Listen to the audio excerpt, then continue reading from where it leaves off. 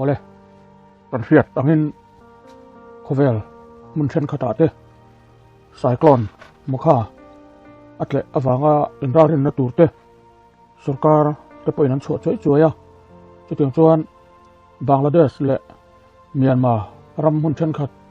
yangun le sitwe ate he cyclone mokha hi ana hle maya riat thei china mi hring nuai nga chuang mun him lama da khom an ni to ani mun dang a hian thi anom le omlo te kan riat vek lo wangin kan sei tam lo wanga Longkai district chung ero chu theyang angin vein lama te kan han ngai phena chim thang lam parwa le ba sei kai lam te po biak an nia tin va thuam pui lam te po theyang angin kan chim te kan han zo ta chim thang lama te le va thuam pui lama te the cyclone hi analu tuk lo ni in langa riat po an lo themang lo wani khi athodon ani ti chuan khi a amero chu thi tho na taka kha an dong lo wani an van nei khop maya chu ti lai chuan hei Longkai khop pui chung le Longkai nei khot thing tang khot then khata te ro chuan he cyclone hi an tuar viau ni te po in alanga Longkai e o si ve nga hian hi anade bi kam ni ti turin he cyclone super hi an dong fu deuh ni in alanga an uai le hol chung tlem a hi ka in an field pavilion chung po ala boka middle school le LKB biakin le BCM biakin saklai te po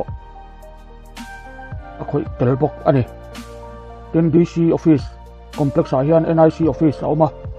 NIC office chung po hi thi hian ala bok ani Longkai atanga kilometer som paria ta la mam pui po hian he cyclone moka super hi an dong fu dewa pinu sin in hi ala vek a chung hi pinu sin in hi khotlang ina an sak ani nge ani heng ba ka hian ral tlante om khom na Longkai khodai loka om trade center bula anda khom na mun a in then khat te chu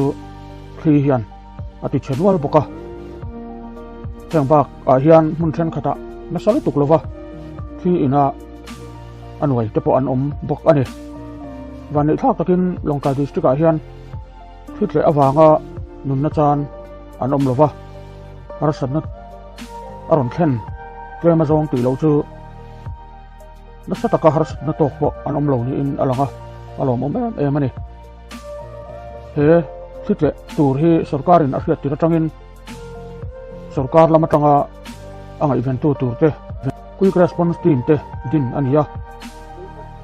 zan in thlang khan Longkai khopui chung quick response team hian an la fangkua renga har satna thleng theite an mit mei ranga thei topin ma an lamek ani ti kha Longkai district chung mi pui te pon sia ila social media tan ron tar lon to angin har satna to kan omani chuan phone number an ron tar lana khan rang takin kan hriat tir don nia tuna hian mizoram chung mun sang sanga thlitle din mun video hi kan thlir ho don ani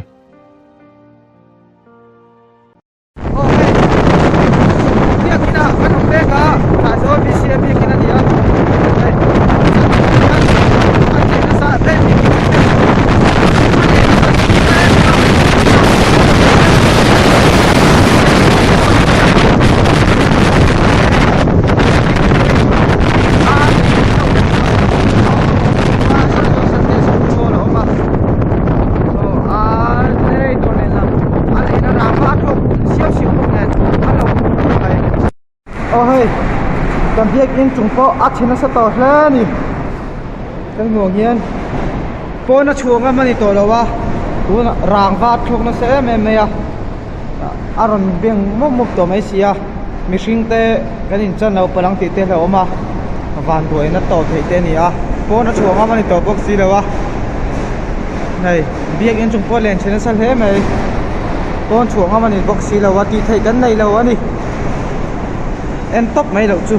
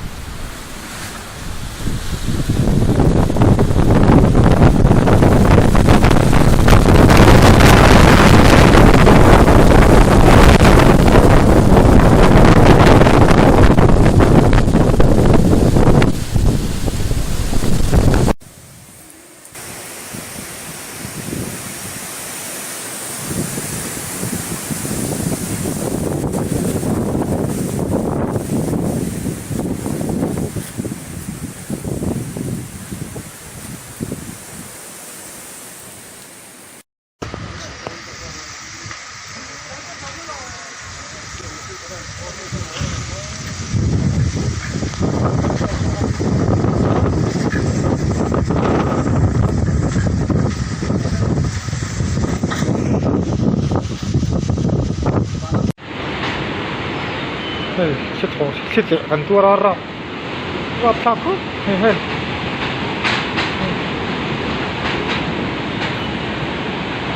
Hey, sila merah peron land sobat. Rap omai.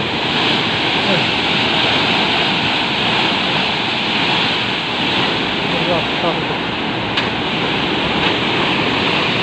Lai kan pada song. Hey, abal. Dia Kasung ke rinang Bhutan.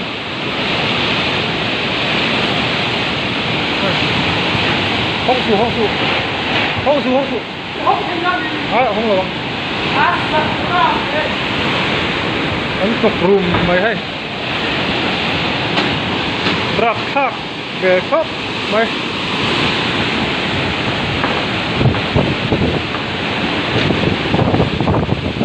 Giờ thấy có một thầy đậu đó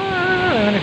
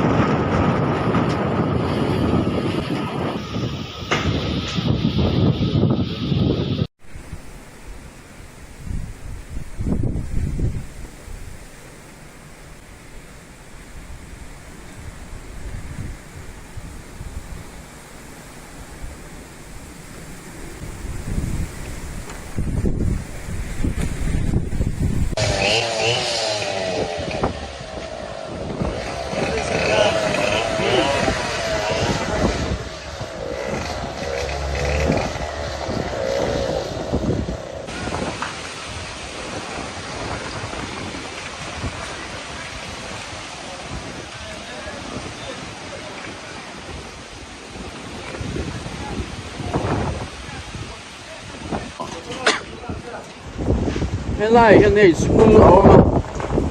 middle school, hiện nay middle school có khi chung hiền hiệp nữa là anh làm bằng phổ tin tụt về đâu so tụt về Pali lại mấy phổ sắp có cả hiện nay hiền buổi chiều hiền community hall này chung bằng làm bằng thuê chung hiệp đều với cái này chung hiền hiệp nữa boka in lại hiền lahas oma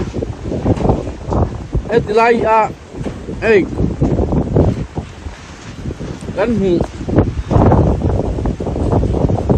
pink color in say po tahi SSA residential po actually nasal SSA residential hostel ania lai at po hi at po ani